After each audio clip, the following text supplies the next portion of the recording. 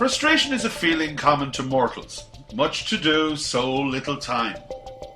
A day wasted running around and getting nothing done, a whole week gone, and you're still stranded at the starting line of an important project. You look in the mirror on New Year's Eve to discover all your resolutions still intact. Job applications unwritten, marketing concepts untested, prospective clients unmet, cigarettes ungiven up, money unsaved, projects unfinished.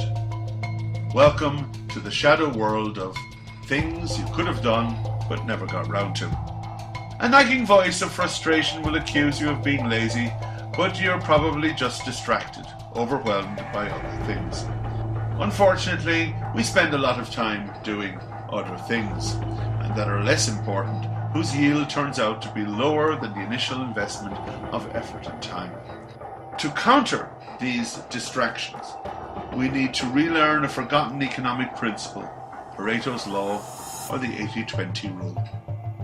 100 years ago, Italian economist Vilfredo-Pareto said that 80% of output stems from 20% of input, and that this natural imbalance expressed itself in all theatres of life. For instance, in a portfolio of investments, 20% of companies make up 80% of profit, 20% of customers account for 80% of sales, 20% of your time at work yields 80% of results, 80% of problems stem from 20% of causes, 20% of wage earners pay 80% of taxes, 80% of your fitness and weight loss comes from 20% of your exercise routine. What's more, this pattern is recursive. So the 20% of the top slice will account for disproportionately more of whatever it is being measured, and so on, and so on. Individuals would do well to keep the 80-20 rule in mind and apply it whenever possible. Remember, during certain hours of the day, you are 4 times more productive than at other times.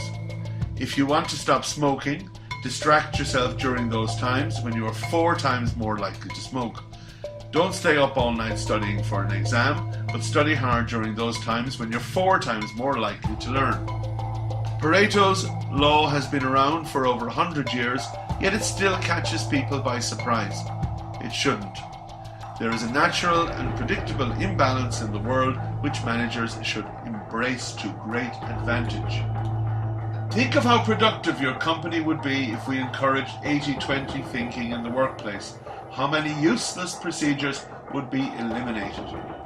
Last year, I was working with executives from a Korean engineering company who complained that managers had to fill out too many long-winded reports, the majority of which don't even get read. I told them to assign a task force to reduce report writing, attack frequency, and attack size, challenge the need for flowery presentation, find out which reports are not being read and eliminate them. Other things you can do. 1. Speak less, communicate more. Think about what you want to achieve before you give instructions and make sure your staff have a clear picture about what the optimal results look like. 2. Time management. Decide which hours of the day you are most productive and keep them clear of distraction. 3. Encourage 80-20 thinking among your staff by adopting a get a task done and go home early mindset. 4.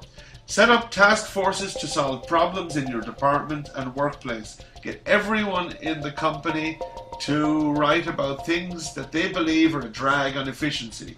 Collect the top 20% of problems and set a task force to resolve them. Assign a task force, for example, to reduce the length and frequency of meetings. In short, there is no end to the creative solutions you can come up with when you think 80-20.